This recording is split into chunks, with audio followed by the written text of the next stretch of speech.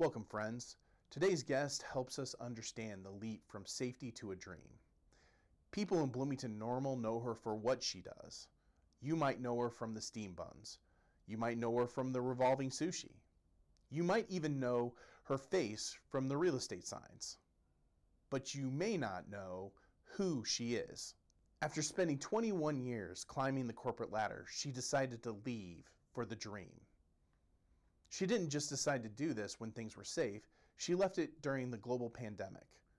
She left the safety of the job. She traded security for buns. She traded the cubicle for the kitchen. And in doing so, she built a business.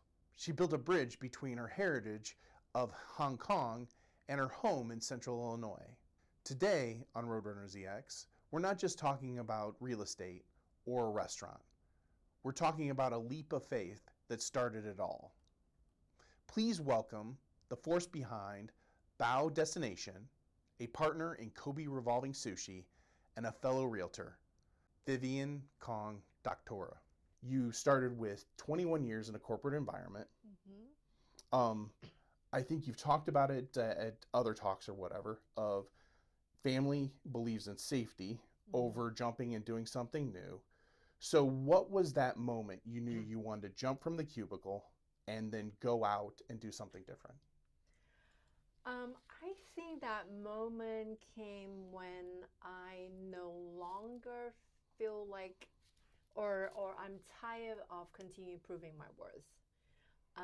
The feelings of no matter what you do, you have to always prove to someone that you're worthy of a certain compensation. You often put in a box of what you're capable of doing beyond what you can. The moment also came when I can't picture myself sitting in that cubicle or that job for the next 5 or 10 years. I just turned 53. So I started to think about retirement, right? A few years ago, I'm like, well, I'm going to be probably retired 5, 10 years. My kids are really young. But the thought of spending another 5, 10 years in the same job, I just can't picture myself. I can't visualize it. You know, I am a person, I love visualizing. I just can't visualize it. And I think that is sort of a signal for me that I have to do something about it. Because I need to be in control, and I control my own destiny, not someone else. So if I don't do something about it, I'm going to live my life with regrets, and I don't want to do that. So Okay. So I'll talk about my journey. yeah. Moving Oh. from the paycheck to then where I am flying free. And some of my jump, I'll be real, was faith. Okay. So I was in banking. I was number 2 over a small community bank. It was a good paying job. But things had just, for me, gotten so bad. And at the time, I was actually helping my wife build her new business, and I was running the bank. And I ended up for about a month in and out of the emergency room until finally the doctor said to me, hey, like, do you have any stress in your life? And I was like, well, I'm trying to run a bank. I'm trying to run a new law office. Yeah. And he's like, yeah, choose. And I don't know about you. I am so hard-headed that sometimes God just has to go and push me off the cliff, and then I do the full jump. And I knew I wanted to own my own business. My entire career had been this jump of I want to own my own business, but I don't know that I would have done it without things in my life just kind of pushing me in that direction. Is there a moment as you were sitting there at State Farm that it's just kind of like, hey, it's within the next week, it's tomorrow type of thing? For me, my last day at the bank was something blew up. It was not directly my fault. I was tired, and I wrote my resignation letter at 11 a.m. and I sat in my office until 4:30 p.m. just praying over it. That was it. And I remember walking into my boss's office at 4:30. He looks at me and is like, what's this? And I said, you have 3 weeks, I'm done. And he's like, okay. Can we talk about this? So we talked about it in the morning, but I said, yeah, I'm done. And then I walked home and said, came home and I was like, honey, I quit my job. She's like, great, we have no benefits. So was there that point for you? Actually, not really. I have been wanting to own my business, kind of like you. I have like that desire to sort of do my own thing, control my own destiny. So the story is, some of you may have heard it. In 2017, 2018, my husband had an idea to open a food hall. So think about as a food court, but it's more elevated. The idea is within this food court, we will house independent local vendors, not a chain restaurant, not any of that, but a local owned restaurant. They can sort of operate within this food hall, and they share their own kitchen. So it will lower their upfront costs wanting to build a restaurant. It also allow them to test out the idea before they go on and spend $100,000 and open their own restaurant. That was the dream. That was the idea of it. And we have been working on it since 2018. We were going to open it in downtown Bloomington. It didn't work out. We went to Uptown Normal, and we had the buy-in from the town council and all that stuff. And we're going to have it in a 5-story building they're building in Uptown Normal. And we're going to be in the first floor. And the pandemic hit, obviously. And then it just delayed it a lot of things. So when I decided to quit or left my corporate world, we're sort of coming out of a pandemic in 2021, and we start opening up that conversation about the project kind of start moving again, because the timing is right. The developer starts conversation again. And then I am a student before I'm a teacher. I feel like if I don't learn to do something, I can teach someone to do something.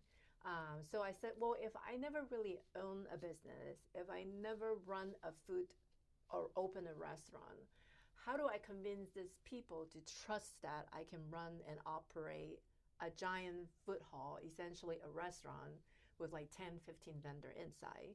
So I said, you know what? I have an opportunity here.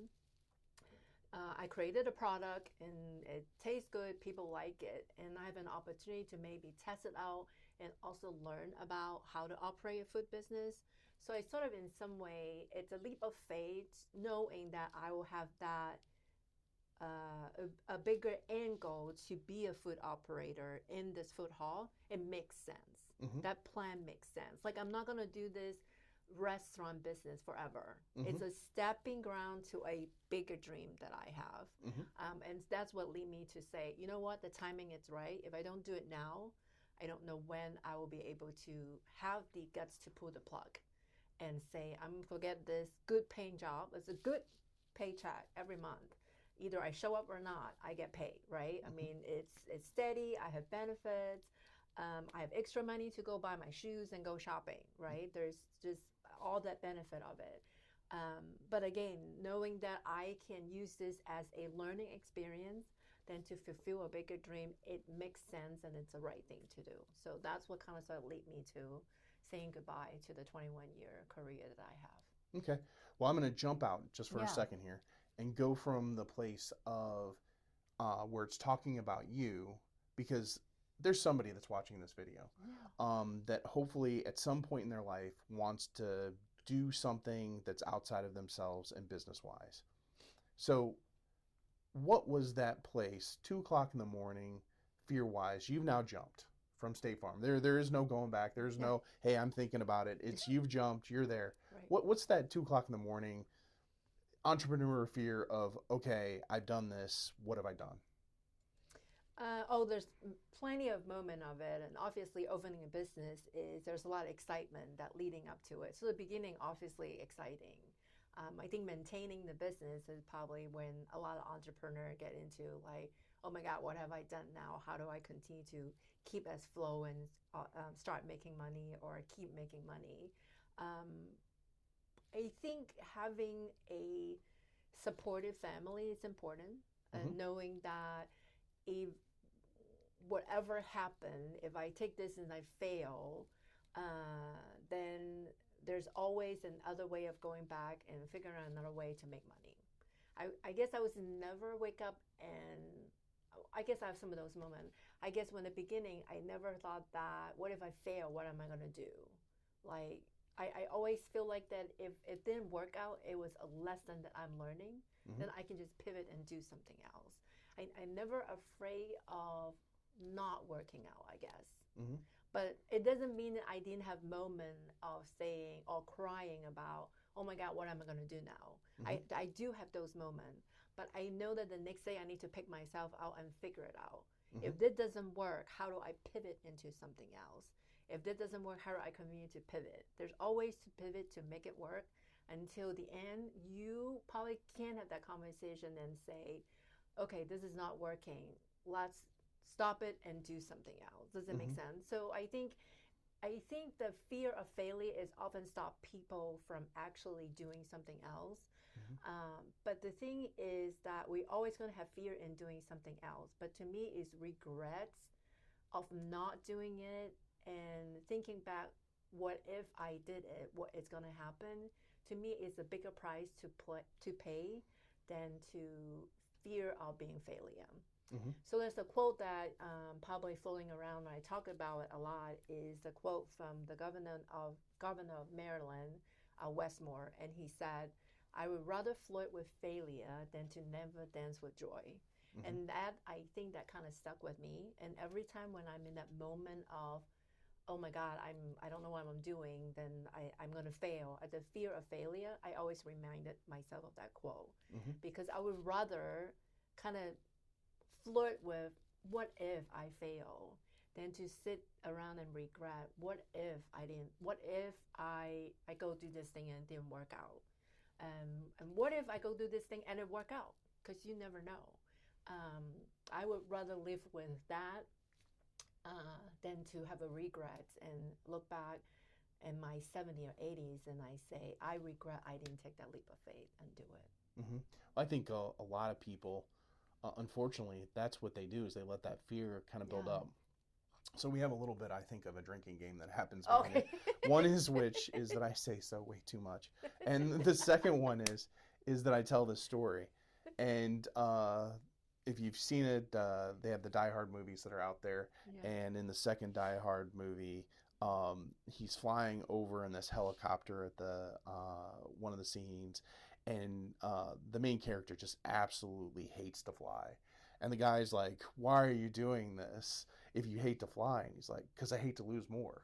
And I think that that's kind of the epitome of my life, is this thing of I'm just afraid to lose more. So I'll go be a fool. So for me, this right here, 2016 is really when I felt like I was supposed to start. I started in 25. And it wasn't because I wasn't busy. A lot of it was the jumps of trying to figure out the different things that need to happen to hit the setup that we have here. I am a huge perfectionist. But the big thing is that as I joke, I had to go to counseling to finally, hit the place of, okay, I can make the leap. I can do it on this one. Because this is harder than actually the jump that I made from the paycheck.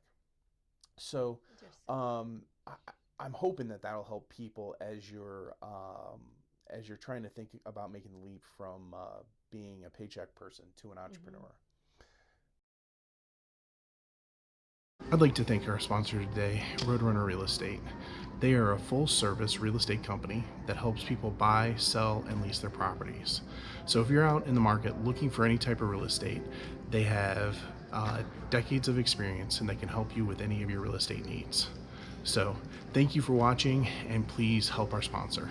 Talk about just a few of the businesses that you have. And I'm guessing it's because of a passion, probably because you're a passion everything.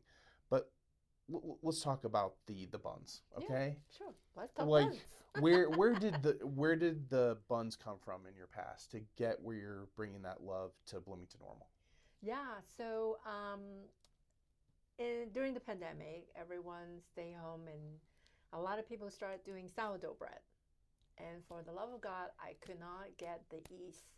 I don't know how to feed the yeast to make it work, so I gave up. But then I remember when I was little, my mom used to make bao, and it was like a family affair because it's a very complex, lengthy project. Because the dough needs to, rise, all that stuff, and everyone's get involved. So I'm like, well, maybe let me go try to make it and see, because I want to get my kids involved. I want to learn something that my mom used to make and something I can enjoy, at home versus have to go buy it or what have you.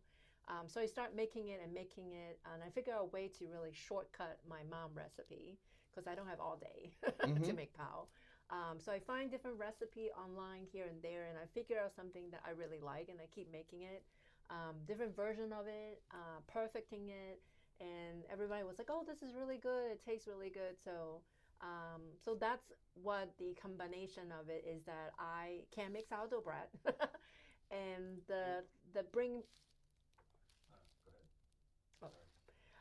and bringing back sort of a childhood memory and getting my kids involved was really the creation of Boa Destination. And I want to share with my community. I don't want to, I'm different. I look different. I sound different. So you don't have to guess who am I. But I don't want to sort of force diversity, sort of that type of conversation to other. But I feel like food is the way to sort of share your story, your history, anything, your family recipe. There's always, when you're sitting down and having a meal or having certain food, you start asking curious questions. And I think food is the connector of trying to get to know someone else without feel like you have to sort of have that awkward conversation of where you from, tell me about you, and all that stuff. Because food sort of bring that out in conversation. So. Okay. So I'm going to delve into your past once again, since we're there. You come from a society that is more elder male dominated out there. How has that changed you, or how you look at things different when you're developing your businesses and when you're just working with people? That is a interesting question. I actually don't feel like that growing up. Okay. I grew up in a household where actually my mom is the boss. Okay. Okay. Good for her. And everybody knows my mom is the boss. Regardless of what the society is. So I don't actually feel that at all. Okay. Asian culture is a very respectful culture, not just Chinese. So anyway, so we always are very respectful to our elders, regardless. But I never feel like I was being suppressed, or I have to sort of use the word bow down to an elder male or guy or anything. It's never in my DNA to do it at all. So I don't know really how to answer the question, because I never feel like I was raised or even live in an environment where that become the case. So.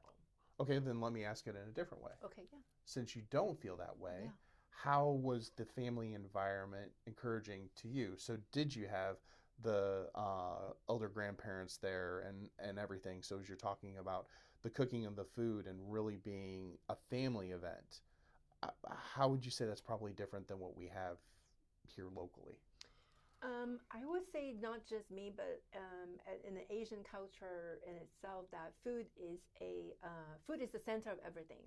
We celebrate everything with food. So today is Chinese New Year. So Happy New Year to the audience. So Chinese New Year, food is kind of the essential things. Every celebration is all about food, and food kind of sort of the center again of all celebration. So we love to eat, and food become essential. So the thought of using food to connect people is not a normal thing. It makes sense. It just feels very natural to me to kind of feel like bringing food to try to connect people and try to connect the community. So. Okay. Well, let's talk about Kobe Revolving Sushi. Yeah. Okay. Let's talk Kobe first. So I know it's not a concept that you necessarily came up with overnight, that it's been done other places. But where I would say, if there is a restaurant in town, I believe that food is secondary and the experience that you're going for is the primary. So whether that's golf or bowling or video games or something like that. My wife and I have gone and enjoyed the experience and everything. So what is different about the revolving belt experience versus another restaurant? So you're right. The idea wasn't invented by me or my business partner.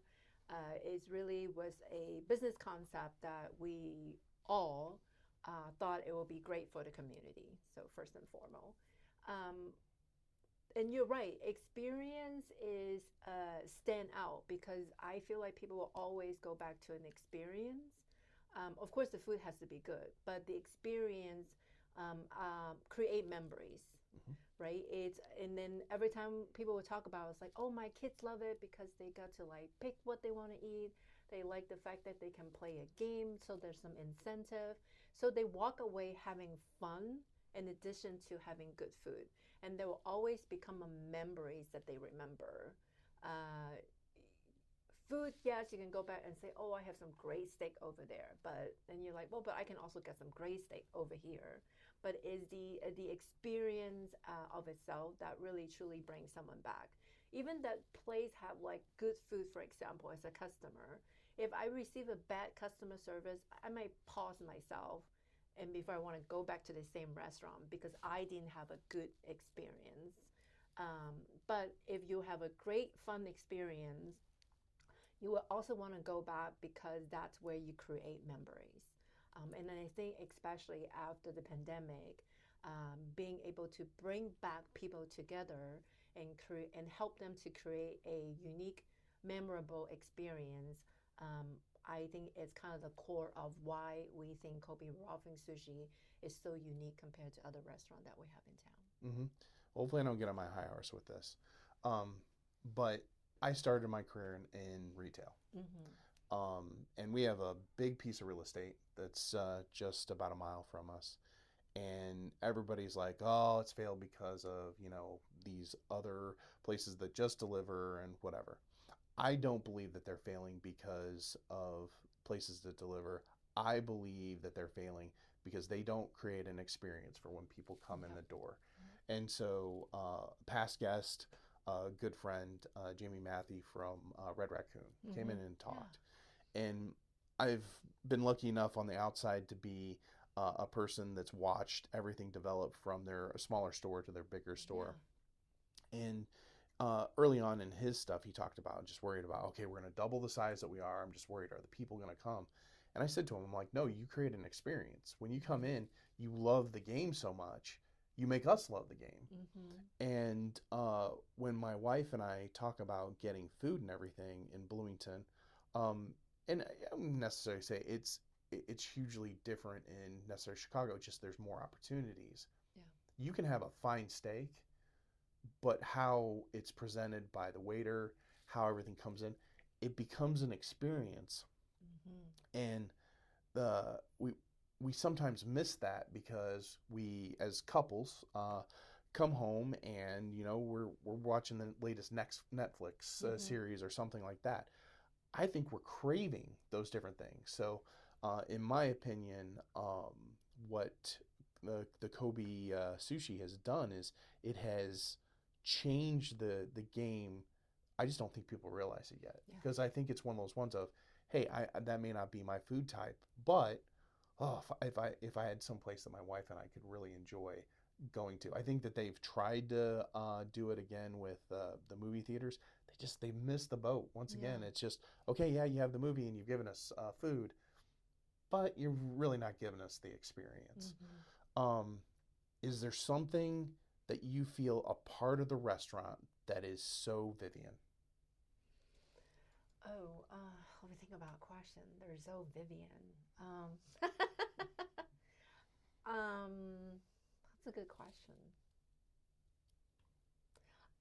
I think that I wanted to step out and to be on my own is because I want to be able to have the freedom of not only creating something unique, but also in a way to help pay it forward.